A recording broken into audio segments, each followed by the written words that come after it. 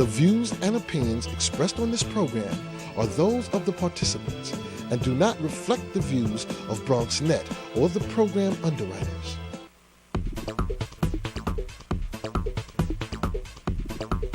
BronxNet. Your voice, your views, your vision. Well, hello and welcome to Open, the one and only show that opens the Bronx and the rest of the world right to you. I'm your host, Darren Jaime, and today we'll update you on what's happening in and around our community. Coming up on today's show, we'll find out about a film festival that celebrates the power of media when placed in the hands of people. Then it's that time of the year again, Bronx Week we're talking about, and what better way to start the celebrations than with the 16th Annual Bankers Breakfast. Find out how your business can benefit from the event. And then after that, we'll find out about the first labor organization to receive a contract under the Mayor de Blasio administration. And finally, it's America's Money Answers Man with tips on how to get out of and stay out of debt. All this and much more is heading your way. And right now, we're officially open.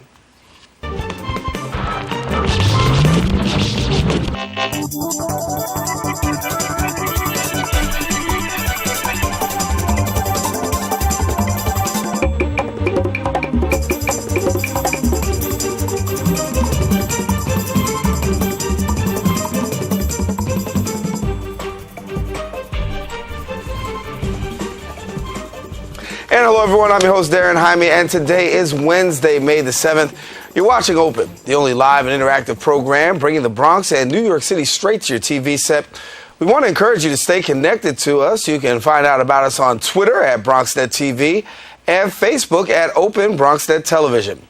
Our first guest is here to break down how you can prepare for your financial future, as well as keeping you up to date on all the latest financial news. Yes, we're talking finances at the top of the show.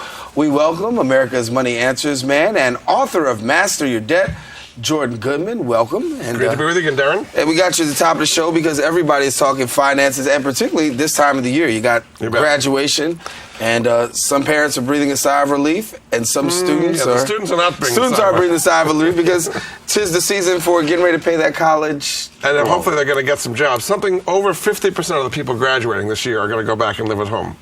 So it's going to be hard for them to establish households and buy cars and homes and kind of get out in the world the way they used to in the past. The average debt load is about $29,000 coming out of college these days. That's the average. A lot of people way more than that.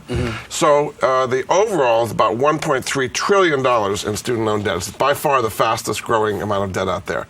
So it's a real burden for an awful lot of people. So one thing they can do, if they got a lot of different loans at different interest rates all over the place, is they can consolidate it into one at the lowest possible interest rate. That can save them a little bit of money anyway. There's a website that can help them with that, which is consolidatecollege.com.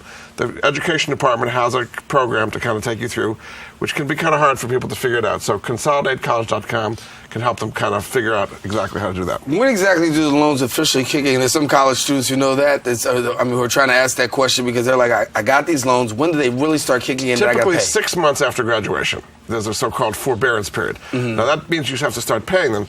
The interest is still piling up. Okay, so the sooner you can start paying on them, the better it's going to be. Question was, given the fact that the state of the economy and the way that things were, there was thought of possibly giving an extension to that to date? Not happening. Not happening. There is one program that they have put in, which is called the Income-Based Repayment Program, the IBR program. And that could actually help a lot of people. If you work for the government, state, federal, local government, if you work for a nonprofit group of any kind, a 501c3, or if your debt-to-income ratio is way out of whack, you're considered a hardship provision, then you can qualify for this income-based repayment program. What that means is you have to pay the minimum on your loan for 10 years, and after that, no matter how much you owe, it's forgiven. So that'll save you 20 years. Most student loans today are 30 years. Right. So that'll save you 20 years off your student loans and a lot of money if you qualify. And that same website I gave you, consolidatecollege.com, can tell you if you qualify for that IBR program. And interestingly enough, a lot of Americans really struggling to be able to pay off the college debt. I was with the President of the United States not too long ago, and he actually said in a speech that he, just a couple of years ago, that's right, just paid off, 50s, right, just got finished paying off his student loans. That's right, and that's typically what's happening today. But, I mean, he took it on 30 years ago. People taking on loans today, there's a lot more debt that they're taking on at higher interest rates, and typically their income is less, right? So it's even more of a burden today. And that's why I'm saying it's changing society in a major way. I mean, a few years ago, yeah, you had a few $1,000s in debt, but it wasn't that bad. And people would leave the home and buy a house and a car and start a family. And they can't do that today. They got so much in student loan debt. So it's an enormous problem. It's only growing worse. And every year that goes by, we're going to add about $100 billion in debt this May as people graduate, and that starts becoming due. Astronomical. $100 million. $100 billion. I mean, billion, I'm sorry. $100 billion. Astronomical. You bet. All right, well, let's move from student loans. Let's talk about mortgage rates. Yes. Because right now, people are saying, listen, this is the best time to buy a house. True? Not. It is. Things have gotten better, kind of coincidentally, because of what's happening in Russia and Ukraine. But Russia may be invading Ukraine, or God knows what's going to happen, but it's got people really scared. And when that happens, people pour money into treasury bonds. So treasury bond rates have fallen, and mortgages are based on treasury bond rates. So you're kind of, in a perverse way, kind of profiting from all the craziness going on in Russia and Ukraine. So, for example, 30-year fixed rate mortgages, which at the beginning of the year were about 5%, are down to maybe like 4.25%, something like that, which is really quite low. 15-year, which started the year at maybe 4%, are now down to about 3%. So these are really, really low interest rates. So if your current mortgage is, I would say, 5% or higher, it makes sense to look at refinancing. A website that can help you there would be youcanrefi.com, youcanrefi.com, and potentially get yourself a good deal there. And then if you're buying for the first place, again, very low mortgage rates, as long as you can qualify, it's a really great time to do it. I'll tell you the mortgage I do myself, which is called the Automatic Rate Cut Mortgage, or ARC Loan. And there's a website for that, arcloan.com, ARCLOAN.com. If rates go down, it automatically goes down. If rates go up, it doesn't affect you. Wow. So you've got to win both directions. So this is a good time to get a mortgage. The financial process of looking to get a mortgage, a lot of people are making, some wise decisions in terms of, first of all, saying I want to buy a house, but then the mortgage. A lot of people were hit by the fact of predatory lending, things of that nature. Right. What tips do we have for people when you're definitely out there trying to pursue the mortgage and getting that mortgage off your back?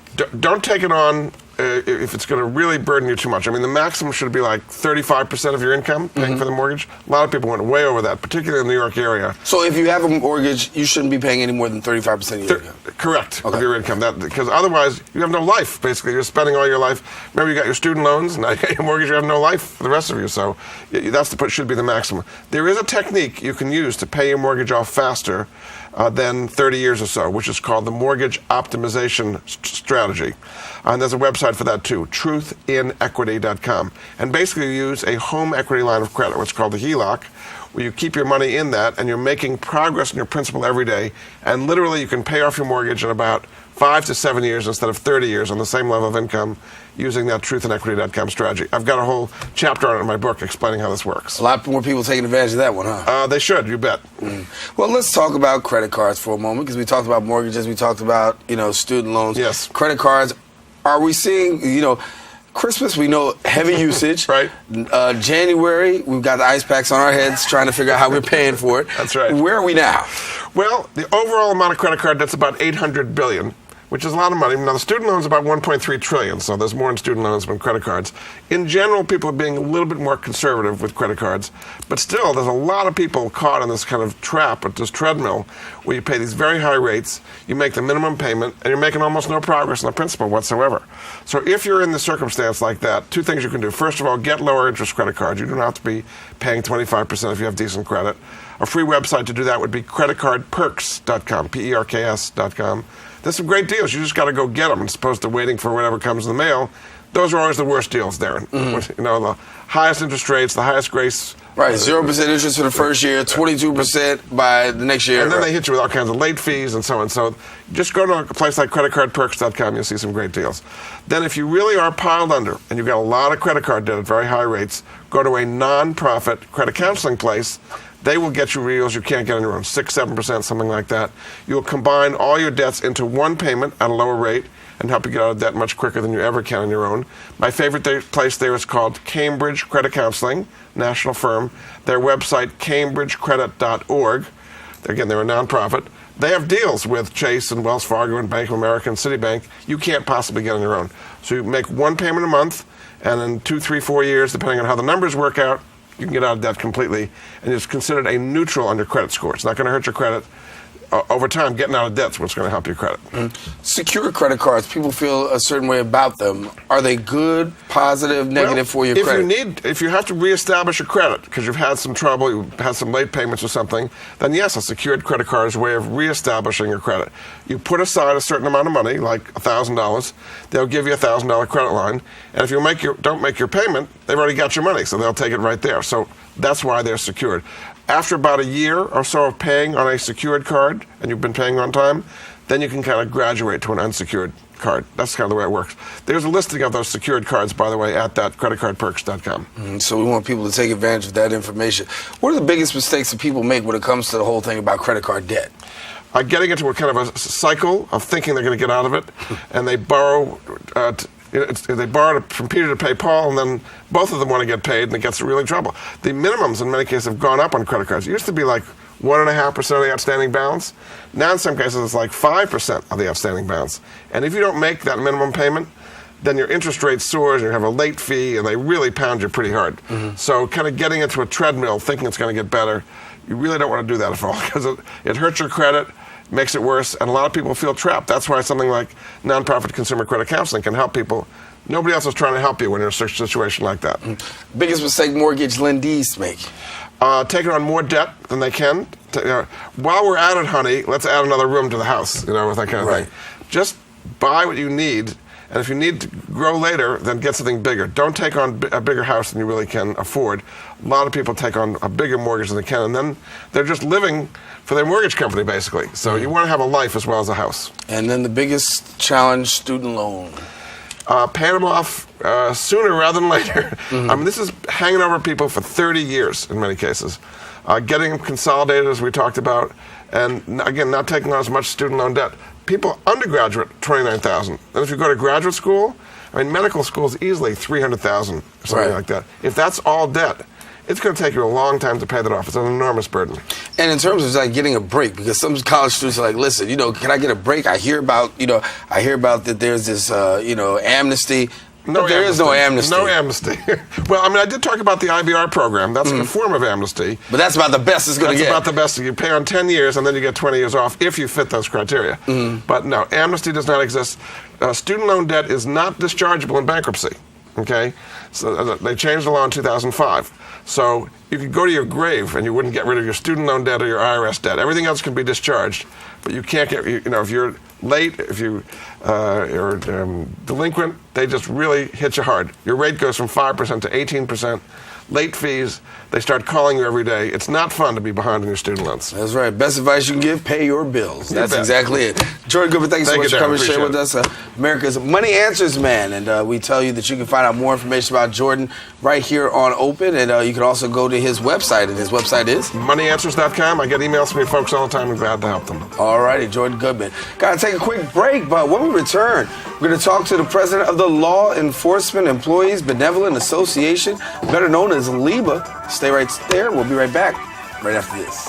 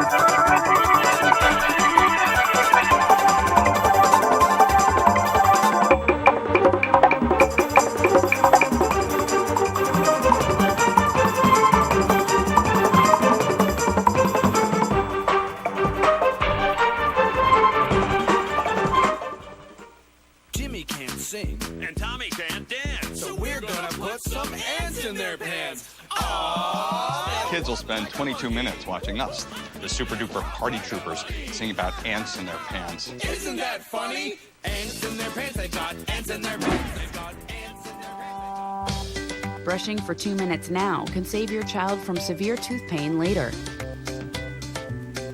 2 minutes twice a day. They have the time.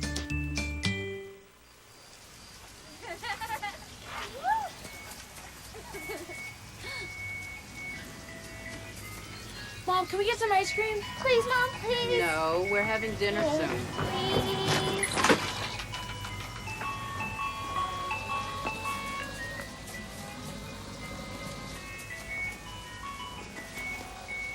You don't have to be perfect to be a perfect parent. There are thousands of children in foster care who will take you just as you are. A single ember from a wildfire can travel over a mile. That ember can ignite and destroy your home or community. You can't control where that ember will land. Only what happens before it does. Visit fireadapted.org to learn how you can help protect your community from wildfires.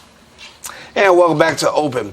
The Law Enforcement Benevolent Association, or I should say Law Enforcement Employees Benevolent Association, better known as LEBA, was the first labor organization to receive a contract under the de Blasio administration with a retroactive pay of $53,000 per member. A landmark decision, and here to explain exactly what this means and how law enforcement officers can benefit this is the president of LEBA, Kenneth Winder, and we thank you so much for joining us, and good to have you. How are you today? Good, good. First of all, congratulations. Thank you. Landmark. I would say yes. And long time coming. Long time. How long? 8 years. 8 years. We started in 2005. We decertified the Department of Environmental Police from Local 300, and we set about saying no to the city of New York for the offers that they gave us. We had police officers that were submerged in civilian contract, and they deserved a law enforcement contract, which is why I formed LEBA, which is Law Enforcement Employees Benevolent Association. Took an 8-year battle, negotiations, arbitration, and then finally on February 13th, with the new administration, we finally settled on a deal. Right. You were able to get a contract under Mayor de Blasio's administration, but under the Bloomberg administration during that whole time, you were unable to even get a contract. Now, looking back on it, any real reason why over those 8 years? How do you paraphrase? I paraphrase it as today people don't want to do the right thing, and you know sometimes people who think they're in power and they think because things have been done a certain way, that's going to continue to be that way. DP police officers need a law enforcement contract, and I give you an example. Inside this contract that was just signed was line of duty. How do you have a police officer do his job without line of duty? And what that means is before this contract, DP police officer who got hurt protecting the civilians and the water that they serve would have cost them workers' compensation. Now with this contract, they'll continue to get their full pay while they're out. Now the city knows they need this. Everybody, they're the only agency, only police organization in the state of New York that did not have line of duty. So it's not like they didn't know it, they just didn't want to give it to them. It took 11 negotiation sessions, 11 arbitration sessions to finally come up with a contract. We did it in one meeting with the new administration under de Blasio. Just one meeting? One meeting. But go back for a minute, because there was a contract that was presented and you guys said no. Why? Because that contract was a civilian pattern. It wasn't a law enforcement pattern. It wasn't giving the police officers the things that they need. I'll give you an example again. Uniform allowance was $250. Now, anybody who's a police officer will realize that your dress blouse will cost $250. NYPD gets $1,000. We were able to achieve that in this contract now, $1,000. Basically, this contract is giving them what they need to do their job. You want to be a police officer, but the city has to give them the tools to do their job. And some of these tools that we received in this contract was line of duty, clothing allowance, night differential, and we go back in July 7th to finish up longevity, increments within pay. I'll give you an example. Me and you have been here for 20 years. You've been a sergeant. I get promoted to a sergeant, but I still make the same money you make. You're a 20-year vet. I got 3 years on. I'm a sergeant, but I make the same amount of money. Title assignments. We have detectives that aren't getting paid for doing detective work. We have the emergency service unit that's not getting paid for doing emergency service. Now that sounds, to the outsider looking in, that sounds incredulous. That how do you go for so long being a detective and not doing detective work? Talk to us about the men and the women that work there, the mindset, because given the fact that you had 8 years of no contract, you guys still go to work. And it's true. They didn't believe that we could decertify them from their previous union and get them into LEBA. Once they saw that, they had a little bit more faith. And in 8 years, believe me, it was a grind. It was, take anything, but you have to settle out your first contract once you get out on your own. You have to make that first contract count. And that's what we did. And it was hard. We had one guy, Officer Eric Hoffman, almost lost his life. And what did he get out of it? He gets workers' comp, and now he gets only $1,000 for the rest of his life. He'll never work again as a police officer or maintain a job. But these are the things that we fought for, and it mattered their resolve even more when they saw that accident happen. And money-wise, we made it through. It was tough, but they waited, and that was something that when we tried to negotiate with the Hanley administration, the Bloomberg administration, the retro pay, they didn't want to pay us. They didn't want to sign the contract. They appealed it, anything to delay it. Right. And as we talked in the lead-in, we talked about a retroactive pay of $53,000. What exactly does that mean for the union? Well, that means a lot. The employees were able to get minimum was the median was $53,000. Some members got up to $73,000, and some less, depending on the time that they came on. It meant a lot to the members. Now they can do their job, and that contract, which is only up to 08. We're not finished. We still have a ways to go. We have to do 9 and 10, which was 4 and 4 that was put on the table for us. We have to go back and get that. Plus, we have to start negotiating forward with the new administration as far as whatever the new pattern is going to be, or whatever he's going to give to uniform service members or uniform pattern contracts. Now, to the average layperson who's just watching this and saying, listen, that's nice that you guys had a deal, what does that mean in terms of rollout? How long before these things actually roll out? If I have retro pay, $53,000, how long does it take for that to really roll into what's going on? Well, again, the new administration, I have to give them credit when I say do the right thing. A lot of people, they don't want to do the right thing. But when we settled this contract on February 13th, every member of DEP was paid all their retro at the end of this month. It was already paid. So that was rolled out very quickly. So he took care of that. So that was very nice.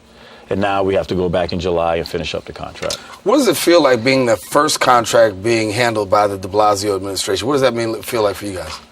It was an honor, and it was a surprise. I'm being honest with you. There's 150 other unions besides us, and we're the smallest. But we went first, and he settled us with us first. So that was a shock. We went in February 13th, and I told him to Mr. Lynn, and I said, listen, I didn't expect this. I really didn't. I thought it was gonna be a short meeting, and back to the lawyers and everything in negotiation. But he did the right thing. They stepped up, and they said, you deserve this. This is ridiculous. We look back. You've been without a contract since 05, and here we are in 14. So he said, I want to take care of it, and he kept his promise, and he took care of it. What's the conversation been like amongst your union members since this has occurred? Very good. They're happy. They're looking for July 7th to finish up. We have what we call a MOA, which means it's not a finished contract yet. And we go back in July 7th, all the things that you just discussed, longevity, which is another $5,600. We're talking increments. We're talking job assignments. These are the things that have to be done, and not economic stuff with the Department of Environmental Police. Walk us through a little bit about the union and how many people you have in the union and who exactly you guys represent. Right now, we represent the Department of Environmental Police. So for everybody here that turn on the water every day, drink water, they protect your water. Over 2,200 square miles from almost tip of Albany all the way down to Yonkers. A vast. Have you ever gone through Yonkers Raceway on Major Deegan? You look over there, you see that big, I call it the biggest outdoor pool in New York City. Right. Well, that's your drinking water. And they protect that. They protect the land and make sure no terrorism, no what is done. We also represent Sands Casino, which is in Pennsylvania. And right now, we're in the middle of an election right now for 835 additional officers. Department of Homeless Service Police, Human Resource Administration Police, TLC Commission Police. We have Juvenile Justice Police. We have DOHMH, which is the Department of Health and Mental Hygiene. And they're all right now in the process of an election. We also have an election set up for CUNY Campus Police, who are leaving their union to come to LEBA now. And we've also assisted Health and Hospital PBA with bringing Health and Hospital Police aboard also. And we're also in the midst right now of negotiating with school safety to see if they would like to come out too. So you're getting all you guys up under one umbrella. Well, what we're trying to do is not only that one umbrella, correct. Under Local Law 56, which the city just passed January 10th, they're finally appreciating and acknowledging what law enforcement does. Law enforcement is not just about being a police officer. I was a former state trooper, and I found out that there's more law enforcement personnel than there is actual police officers. But since 9/11, things have changed. You have now what you call their job functions of where they're almost doing police-like work. I mean, today, anybody here who works here on the campus, you see your CUNY police, they do the job of police officers. Right. They also have a safe team for riots and everything else. I mean, these are the things, Department of Homeland Service Police. People don't even know they exist, but they have a SWAT team. They do warrants, they execute warrants. I mean, these police do everything that police officer, NYPD does. You know, I must admit I found out the hard way. I was driving down by Riverbank State Park. It was raining outside. I didn't have my lights on. And all of a sudden, the lights come on behind me. I'm like, who is that? And the little guy's in the green car. DEP. And they have the same kind of jurisdiction as police officers in certain situations. And the same powers under the CPL. They're full-fledged police officers. And their job is to protect the water, again, and like all these other services. And that's where Lieber's moving now, to finally say no to the city of civilian contracts. You can't be a civilian and do law enforcement. It's like mixing vinegar and water. It's not going to happen. Right. Because their contracts have to be tailored to what they do. You know, you can't have, you don't have line of duty. Well, if I'm doing my job and I'm putting myself on the line and I get assaulted, I get hurt, then what? Now I can't take care of my family and I can't take care of the people. I'm not going to want to do the job. Right. You know, I think maybe 2 times in my career as a state trooper, I actually said, what am I doing? You know, and the guy, you know, you get a bank robbery, you know, automatic weapons, and I'm doing 95 miles towards it and everybody's moving away from it. You start to think sometimes, but these are the things that you don't want a police officer thinking about when they're trying to do their job, or any law enforcement officer, even here at CUNY. For them to do their job, they don't want to think about, well, if I get hurt, then I can't work and I can't take care of my family. No, their job is to protect you. That's what they took that oath for. And to do that, they need to have that contract. And that's what we fight for. Because a lot of these employees, they want the protection, but they don't want to pay for it. And they don't want to give them the tools to do that job. Everywhere you go, there's security. Everywhere. And they don't want to pay for it. True. And that's the point. Well, Kelly, we'll continue to bring you back here so that we can bring us the updates as the contracts get further negotiated. Just make us the deal that you come back and give us an update. I appreciate it. All right. Thank you very much. You too. All righty. We got to take a quick break, but when we return, we're going to find out about an event that serves as the official precursor to Bronx Week. We'll let you know about that in just a few seconds.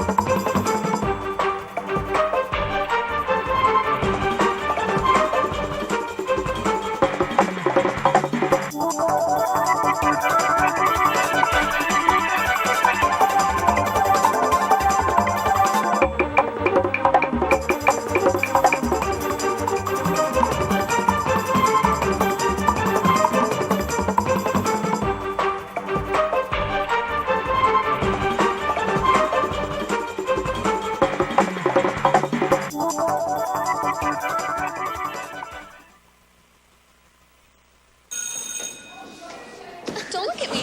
Your hair's a bit frizzy today. Oh, you should pick that up. Oh, you're such a dork. Loser. Here, let me help you with that. Oops. Every day, kids witness bullying. Oh, look. Your crush is looking at you. Poor you. They want to help, but don't know how. See, no one here's gonna help you, because no one Teach likes your you. kids how to be more than a bystander. Visit stopbullying.gov. Know what?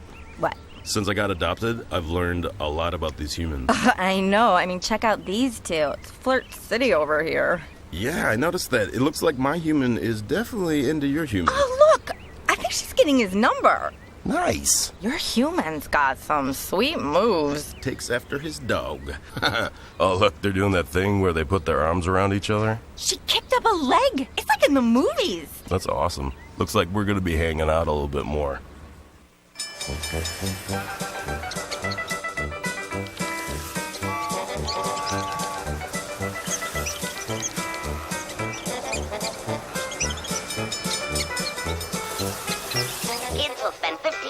watching online videos like this one. Brushing for 2 minutes now can save your child from severe tooth pain later. 2 minutes twice a day. They have the time. And welcome back to Open. Darren Jaime here with you. The Bronx is celebrating its centennial and reflecting on the history of the banking industry in the borough. As a part of the Bronx Week, the 16th annual Bankers Breakfast will take place this Friday, May the 9th.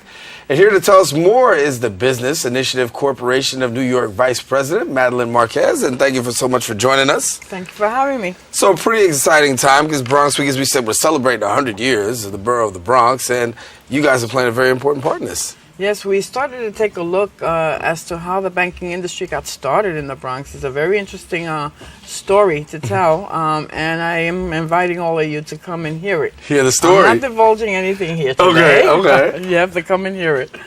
So give us a little bit. So you have the breakfast, and the breakfast is going to take place. Who do you have coming to this breakfast? Well, there are numerous banks that sponsor the breakfast, and we invite everyone within the banking industry, real estate development industry, insurance brokers, real estate brokers, and of course our businesses. It's a wonderful networking opportunity for everyone to come together.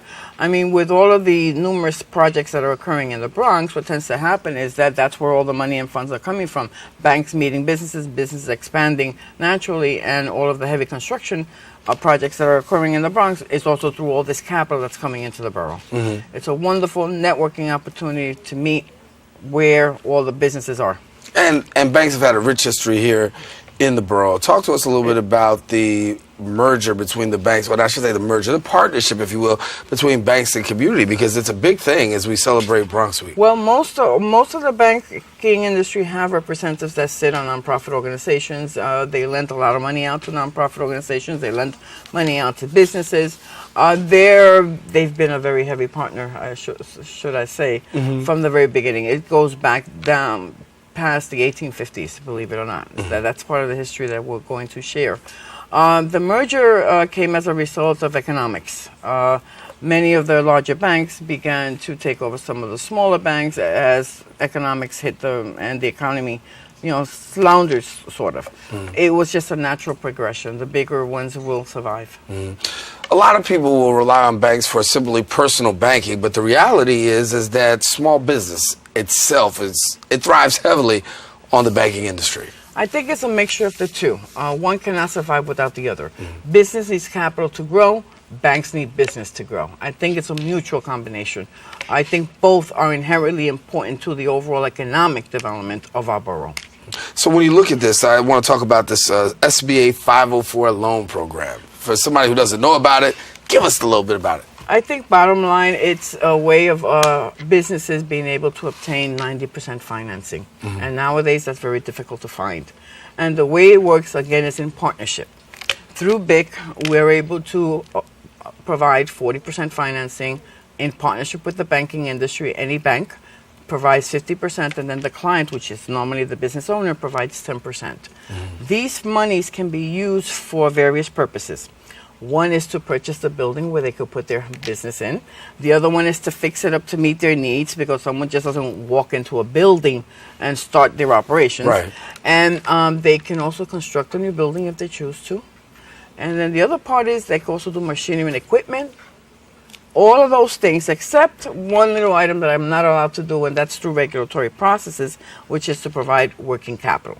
But everything that I mentioned, everything from buying a building to buying machine and equipment, can be made available. And let's use a small example. Let's use $1 million, for instance. Right.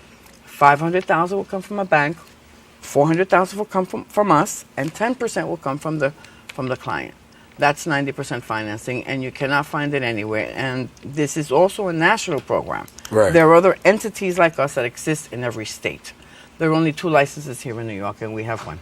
Wow. So it's a unique opportunity for people to really take advantage of the program. Are people taking advantage of this?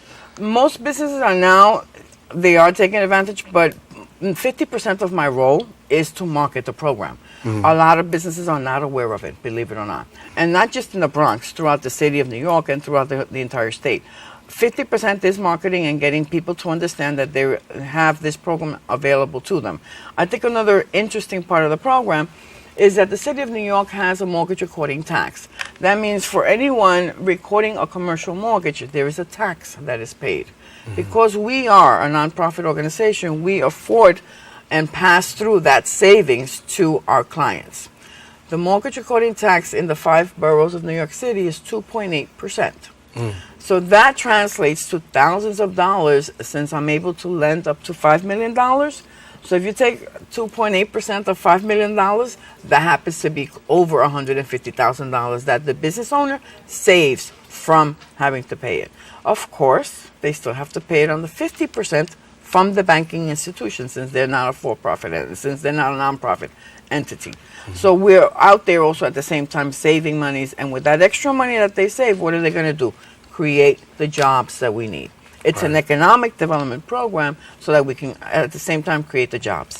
Are there more resources now? Because we've heard about how bad the economy was. We know about the banks being bailed out and the whole 9 yards. But are there more resources now available for businesses and just for individual people than ever before?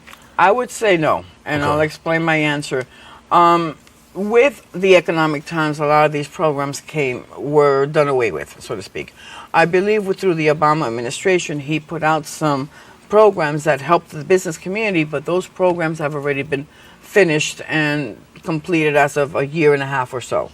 Right now, this program has been around for over 50 some odd years, and it's a nicely kept secret, which I'm trying to put out there. It shouldn't be a secret. Anyone wanting to purchase real estate, especially if they're going to occupy it, should know about this program and should utilize it.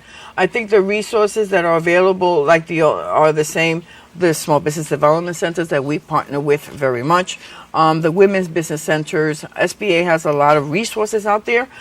So does MBDA. There's an acronym, a soup, I should say, of entities that have been providing the services throughout many years. Whether or not they're tailoring it to the economic times, we will see. Before we get out of here, I know you've got an event coming up at the end of the month, so give us a little bit about the event. Do you mean which event is that? I know my banker's breakfast is Friday. That's right. I got you wrong. I'm sorry. I'm on the next segment. You know, these things happen. Well, I know. I understand. So give me a little bit about so the breakfast, is it open to the public or just It's open to the public, to the bankers, to the business community, to the lawyers, attorneys, and consultants that want to network with bankers and other entities. It's a wonderful venue. It's this Friday, of course, and like I said, it basically kicks off Bronx Week. And I like to also say that Bronx Week is produced not by BIC. It's produced by the Bronx Overall Economic Development Corporation, along with the Bronx Tourism Council, and of course the Borough President's Office, Mr. Ruben Diaz Jr. We are honored to be the first of an official event of Bronx Week and to kick it off. And nothing better than to have all the money in the room, so to speak, and all the bankers in the room kick off Bronx Week. All right. Well, good to have you, Madeline Marquez. Thank you so much for coming and sharing with us. Thank you for having me. All righty. Well, we got to take another break, but coming up, we'll find out about a film festival that you don't want to miss. Stay tuned. We'll be right back right after this.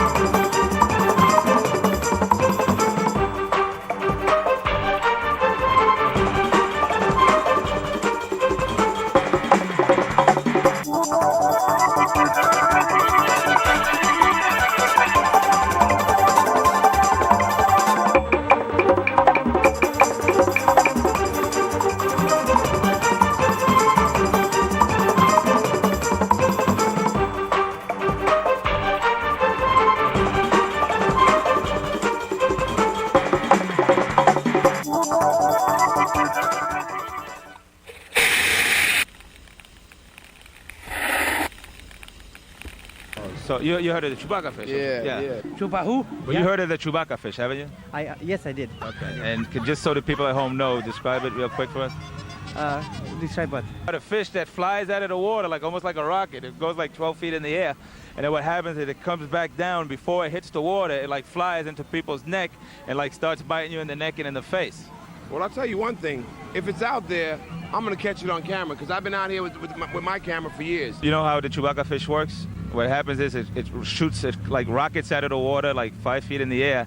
And then as it jumps. And then what happens like 5 feet in the air, comes down, right before it hits the water, it does a psych, and one of these moves and flies into your neck and starts like biting you and stuff. Nah. They don't have the fish like that out here, do they? Yeah, it's the Chewbacca fish. That's what they have it out here in the Bronx. Yeah. Oh my God. And then what happens is right before it comes and hits the water. Yeah, he tried to hit somebody. Exactly. Llegaron los caballos.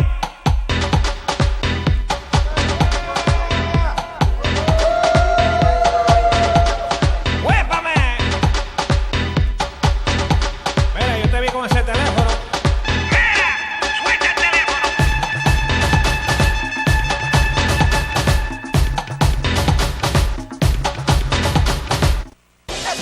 Adopting a new pet is a rewarding experience. And Shelter Pets make super pets.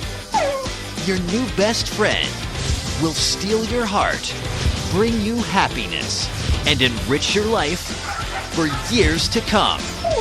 You can make a difference in the life of an animal. Adopt and bring home a Shelter Pet today. To find out more, visit theshelterpetproject.org. And you are back here on Open. The third annual People's Film Festival is a showcase of extraordinary films that use various media formats to produce quality films. This 4-day festival will feature over 24 feature films, live music performances, as well as panels.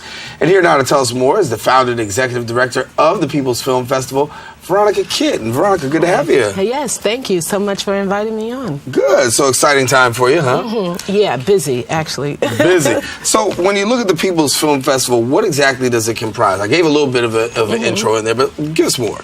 Well, the People's Film Festival, I guess I should say it's born out of independent media. Mm-hmm. It's born out of public media. I myself am a producer, public media, public access. I've been doing it for over 16 years or so. I'm telling my age, but well, at one point, I and a group of producers at M&N, we decided, well, what do we do from here? Where do we go? We're using our public access media to produce shows. Sheila Berry Gospel Showcase, I'm sure you guys are familiar with her here. Nat Wood, 30 Frames a Second. I mean, I can go on and on. Where do we go? Well, let's take our films, our topics, our subjects, our stories to the big screen, and I think it was a great transition because for the most part, the way we consume media, the way we shoot, the way we produce. It's relative to how people are utilizing media today. Like it's almost equivalent to like a YouTube, but the only thing we're taking it to. So when you said that there's very different medias, we don't necessarily pigeonhole you into the criteria of some of the other film festivals. Like if you shot your film on a video camera, if you shot it on an iPod or pad or whatever it is, because that's HD. Right. But you're able to take that and transition it to a great film, then we'll accept that because that's how we do in our backgrounds as independent producers. So our first year, a woman, she won Best Technical Film because she used her iPad, her iPhone. She, if you can pan and tilt. You got something going on. And if you got a great editing, and you put it all together, I think it would be excellent. And so therefore we said, okay, this is the people, this is what we do. And then who are we to say that your story is not important? With as an independent producer, I've traveled the world. I've heard stories from all, I've covered and documented everything. So let's open up that portal. Let's hear those stories. Let's bring them here to the United States and let's allow others here to, see what's going on. And I guess nowadays the media market has changed dramatically because, as we said before, you used to have to almost be in to be able to do media, but now if I buy the right phone, just an iPhone, or I'm not endorsing anybody, but if I buy a smartphone, I have the ability now to just basically shoot That's it a good thing. And create my own. Yes. And thanks to new media and new technology, the playing field has been leveled. It's always been. It's just that the criterion, the people that were in charge were dictating the policies and the rules that allowed you in. Now, let's create our own formats. Let's create our own entities that embrace the media and the content and how we shoot and produce. Let's create that. And let's call it the People's Film Festival. And so that's what we did. And I'm enjoying it. I mean, we have great lineup of 24 films. Last year we showed 36 films from 9 different countries. This year we have 25 films or something like that from 6 different countries. And the music showcase, which is going to be phenomenal, the after party events that we have. Yeah. And we're seeing a little bit of it while we're talking right here. A little bit of yes, and language healers. I mean, these are stories that are important. Here it is. These are they're preventing the young girl from using their native language, and she actually got in trouble. The Bully, amazing. Some of the films are music-based. So we have, like the Bully film, there's an artist, her name is Jiggy Jada. She's an actual rap artist, and so she's actually going to be performing her, and after her film showing The Bully, Howlin' Mad from Mississippi. He's from the Blues Hall of Fame. He's played with B.B. King and everybody over the world. He'll be performing for 2 nights at Sylvana, who is actually hosting us for the after parties for 3 days, Thursday, Friday, and Saturday. And so it's going to be exciting, but very exciting. Yeah, and in my last segment, I said the event is coming up. You have another event at the end of the month. Actually, I was referring to yours. Your event actually takes place at the end of the month. So for people who want to be a part of it, what do they do?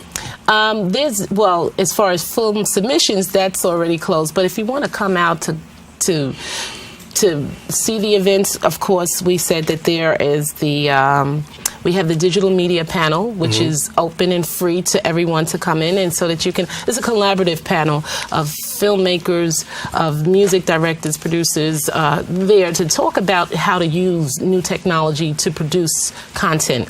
There's also a use for. Oh, and also, by the way, Roderick Giles from the Bronx. Roderick, yes, we'll be showing his film Gully, and then it'll be followed by that panel. There's another youth forum that we're having. There's a film called Control that will be shown, and after that it'll be a panel to talk about knowing your rights. Not so much of, oh, what are my 10, like First Amendment rights, or I have the right to. No, we're going deeper than that. We're talking about open discovery, which is something that is on the floor throughout several states. I think it's been passed in 10 states. Basically, having information presented to you if you get in trouble, instead of like motions and things like it's called CPL 240, and so that the person can make effective decisions with regards to copping out pleas or anything like that, or really just sitting in jail forever, like this young man who was going through 2 years of his life. And he did nothing wrong at all. So if we had open discovery, Woody had went through this process, and he's from the Bronx. And after the 2 years, I don't want to give the story away. I want you to come out to see it. Very groundbreaking, but it's very, very positive. But he went through the system, and you can see it, and that's something that it's very rare. And another thing people are trying to tackle nowadays is social media, trying to get on top of it. There's continuous apps, continuous things that you can really be involved in. You're going to give some information to help people out to navigate through that social media process. Yes, that will be with the digital media panel. And yes, I think it's so important to utilize social media because, like we said, new technology has leveled the playing fields. So we're using all of these various different, mediums to put this information out. So yes, YouTube becomes important, Twitter, Instagram, all of that becomes important. Your story is important to yourself and someone else. So therefore, never allow anyone to tell you that it's not important. And if you're ready to take it to another level, which is the biggest screen, then do that. Don't be discouraged. It's just important. And I'm really excited about what we're doing now because I believe it's going to grow 3rd year. And this is 3 years going. 3 years. 3 years. Opening night is at the Magic Johnson Theater. March of the Gods, Botswana Metalheads. And there's a whole metalhead contingent in Africa playing metal music. It's just amazing. And so I want to give away 2 tickets Yes, to your audience, and I don't know how you Yes, want we're going to do- work this out. That we got 2 free tickets here that we're going to Yes. give, and we're going to talk about it. And coming up on a future edition of Open, we will tell you how you can get these 2 tickets to be a part of this wonderful, wonderful celebration of film and media and technology, and hopefully people can, come on and be a part of it. Yes. Do you find that you're somewhat baffled by the amount of talent that's out there as you continue to just ravel through and you see these filmmakers and people involved in technology? Does it ever blow your mind to say, wow, there's a lot of talented people who are really technologically in this thing? Yeah, every day the different stories that come across, and I think it's just so powerful to see that. And my thing is, where are the venues for them? And that's one of the other criteria. Just because your film didn't come out in 2014, 2013, we don't care if it came out years ago. Someone didn't see that film. And so that's what we want to do. We want to bring these films back. We want people to see everything. So yeah, I love it. But it baffles me more that there's no access the way we want it to be. Okay, fine, if there's little things that are not within their criteria, that doesn't mean that the story isn't good. Right. So let's share that story. Let's tell that story and allow people to grow. 2 of the films that we had last year, Coming Home and The American Beatboxer, debuted at the People's Film Festival, and they've been on Revolt TV. Excellent films. Why wasn't this film picked up elsewhere? I'm not sure, but it's okay. There's another venue for you, and that's what we're doing. We're providing access. Exposure opens the door. Yes. And it's just an amazing thing, and it's amazing to see how people are gravitating towards us and really embracing this because, they want, they want that venue, they want that access. Oh, by the way, the executive director here will be at our opening night to speak to our audience, to talk about independent media, to talk about that, to talk about your voice, using your voice, telling your story your way. And it begins with here. That's right, the executive director of BronxNet. That's Michael Max Nabi, who will be there to tell the story. And so thank you so much for coming and sharing with us, Veronica Kitt. And we got to take a break. But first, we have to take a look at how BronxNet celebrated its 20th anniversary. Yes, it has been 20 years we've been here on BronxNet Television. We celebrated at the Marina Del Rey. The BronxNet 20th anniversary honorees included Bronx Borough President Ruben Diaz Jr., Lehman College President Dr. Ricardo Fernandez, and NBC anchor Darlene Rodriguez. Will take you now to an inside look. We are together. And for the last 20 years, we have been building on a vision to share our views, our voices on our channels. We are the Bronx. We are BronxNet.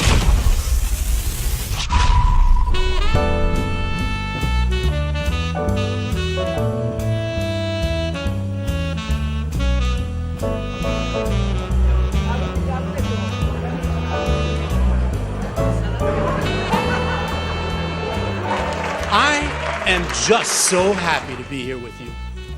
I am honored to be able to join you, to be with you at this very special celebration of 20 years of BronxNet public service and achievement with our great elected leaders, with innovators, with community builders, with partners. Well, it's a great celebration of a wonderful partnership that has existed for all these years between Lehman College and BronxNet. I think it's been great for the community. It provided much needed coverage on a regular basis of what's going on in the Bronx, which did not exist before BronxNet came on board. BronxNet has afforded people the opportunity, everyday Bronxites, the opportunity to learn how to handle a camera, to become journalists in their own right. If you look at somebody like Dean Miminger, who's on New York One, or Darlene Rodriguez, who is the morning anchor in NBC, not only have they prepared these folks, BronxNet has allowed for them to start careers, and they do that for thousands and thousands of Bronxites on a daily basis. I knew the communities and I knew the people and the stories and that sort of thing, so I was hopeful that I'd get the opportunity, and they gave it to me, and it paved the way. There's really no other way to say it. It paved the way for my next job in radio, and then for the TV job that I've had for the last 15 years. So I'll always be grateful to BronxNet.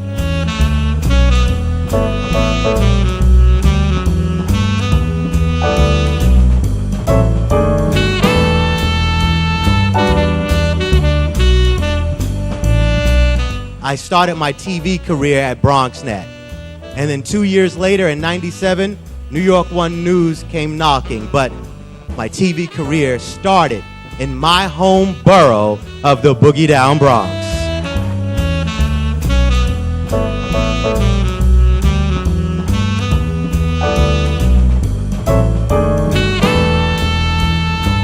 Thank you for celebrating 20 years with us.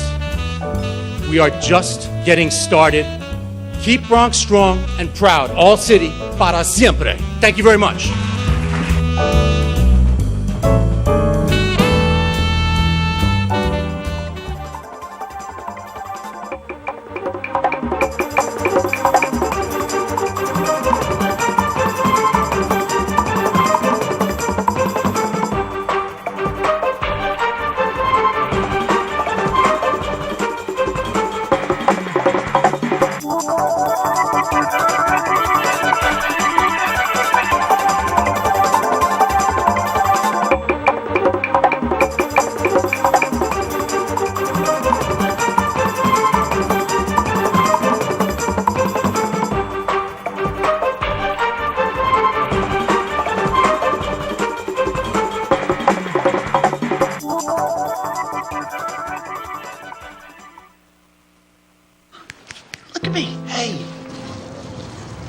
Raymond, look at mommy.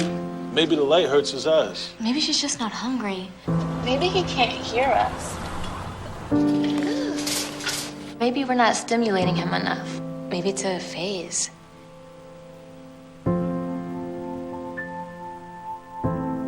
Avoiding eye contact is one early sign of autism. Learn the others today. The sooner it's diagnosed, the better. Well, unfortunately, that about wraps it up for this show, Open. And it's been a pleasure coming to your homes. I want to thank our guests for joining us, and most of all, you, the viewer, for tuning in. Now, if you missed any part of today's show, you can catch the Recablecast at 10 p.m. on Cablevision's Channel 67. If you don't have that and you say, well, I've got Verizon Fios, well, we're on Channel 33. If you don't have that, you can watch us anytime on the World Wide Web at www.bronxnet.org. We want you to have a great week, and don't forget to keep your heart, your mind, and most of all, this channel wide open. Darren Jaime saying take care and God bless.